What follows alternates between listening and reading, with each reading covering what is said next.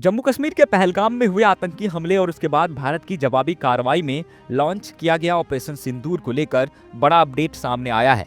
भारतीय वायुसेना प्रमुख air chief marshal AP Singh ने दावा किया है कि ऑपरेशन सिंदूर के दौरान भारत ने पाकिस्तान के 5 फाइटर जेट समेत 6 विमान मार गिराए थे। एयर चीफ ने इसके साथ ही ये भी दावा किया है कि कार्रवाई में भारत ने जो रूस से S-400 मिसाइल डिफेंस सिस्टम खरीदे थे उसकी सबसे बड़ी भूमिका रही है। दरअसल air chief marshal AP Singh ने शनिवार को बेंगलोर में आयोजित एक सभा में बोलते हुए कहा कि ऑपरेशन सिंदूर में भारत के S-400 डिफेंस सिस्टम ने पाकिस्तान के 5 लड़ाकू विमानों को मार गिराया था। इसके अलावा Pakistan airborne early warning and control और इलेक्ट्रॉनिक इंटेलिजेंस विमान को भी भारत ने ढेर कर दिया। ये विमान हवाई निगरानी और खुफिया जानकारी जुटाने से जुड़े कामों में मदद करता था। Mostly from, I'm talking about fighter aircraft are from S-400. We have at least 5 fighters confirmed kills and 1 large aircraft, which could be either an ELINT aircraft or an AWNC aircraft, which was taken on at a distance of about 300 kilometers. This is the actually largest ever recorded surface-to-air kill that we can talk about. And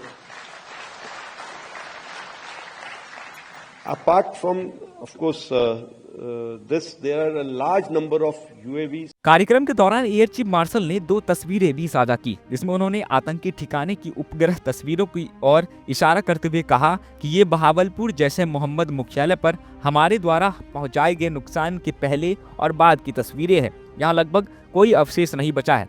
आसपास की इमारतें लगभग पूरी तरह से सुरक्षित है। हमारे पास न केवल उपग्रह चित्र थे बल्कि स्थानीय मीडिया से भी तस्वीरें मिली थी, जिसके माध्यम से हम अंदर की तस्वीरें प्राप्त कर सके थे। वायुसेना के मुताबिक पाकिस्तानी सेना के विमान को लगभग 300 किलोमीटर की दूरी से मार गिराया गया था। इसके साथ ही आपको बताते चले कि इस ऑपरेशन में जोकोबाबाद एयरबेस पर खड़े कुछ विमानों को भी निशाना बनाया गया था।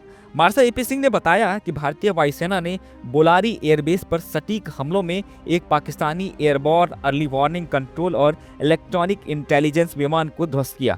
वायुसेना के अनुसार ये जानकारी विश्वसनीय खुफिया इनपुट्स पर आधारित है।